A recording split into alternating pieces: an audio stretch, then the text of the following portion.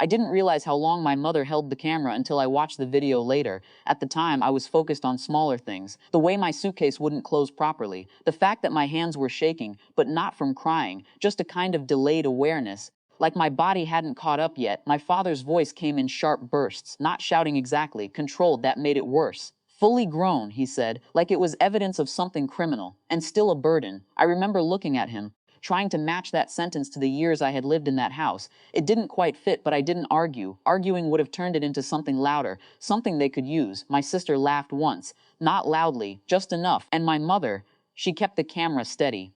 Even when her voice broke. I gave that child my whole life, she said. Not to me, to whoever would be watching. And this is how she repays me. There's a moment in the video where my father throws a box onto the lawn. It opens on impact. Clothes spill out. It looks staged, almost.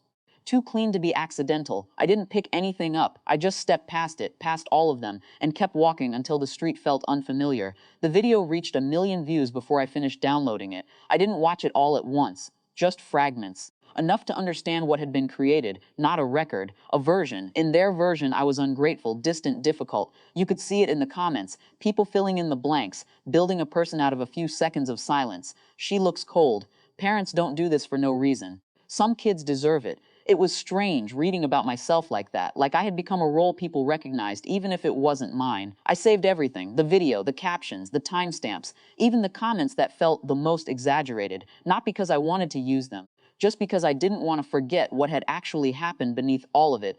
Then I stopped looking. The first few days were the hardest in ways I didn't expect, not the absence of my family. That part was quieter than I thought it would be. It was the absence of structure. The feeling that I had been removed from a place where I had always been defined, even if poorly. Without that, there was space. Too much of it. I stayed with a friend who didn't ask many questions. That helped. I didn't have answers yet anyway. By the 4th day, I noticed something else. I wasn't rehearsing conversations in my head anymore, not planning how to defend myself or explain or soften things. There was nothing to prepare for. On the 7th day, my phone started ringing, not just once, repeatedly. I let it ring the first few times. When I finally looked, there were messages stacked on top of each other. My sister first. Please don't go through with this. No context. Just urgency. Then my father. We were wrong. That was all. No elaboration. No qualifiers. Just a sentence that felt unfamiliar coming from him. My mother's message came last. I deleted the video. Come home. I stared at that one longer than the others. Deleted, as if removal could undo visibility. As if the absence of the video meant the absence of the moment. I didn't respond immediately. Instead, I checked my email. There it was, a message I had been waiting for, though I hadn't been sure it would come. It wasn't dramatic, no accusations, no threats, just a formal acknowledgement from a workplace ethics committee, my workplace, that had received the video through external channels. A concern had been raised. Not about me, but about the environment being publicly associated with one of their employees. There were questions, not demands. Clarifications about my safety, my situation, whether I needed support. At the bottom, a line that shifted everything.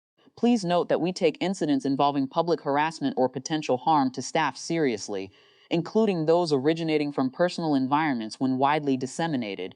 It was written carefully, professionally, but the meaning was clear. Someone had seen the video and recognized it for what it could be, not what it was pretending to be, and that someone had weight behind them. I didn't tell my family about the email. I didn't need to. Their messages already sounded like they knew something had changed, not internally.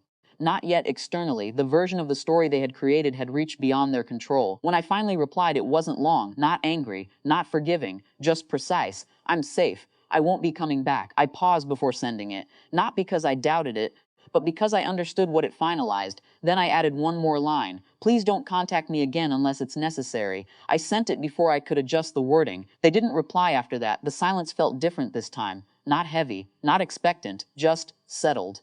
A few days later, I checked the original link to the video. It was gone. Of course it was. But the absence didn't feel like resolution. It felt like a gap, something that had existed and now didn't, except in the places it had already reached. And in me, I still have the files saved. I don't open them. I don't need to. What mattered wasn't the evidence itself. It was knowing that, for once, the version of me they tried to present wasn't the only one that existed, and more importantly, it wasn't the one that stayed.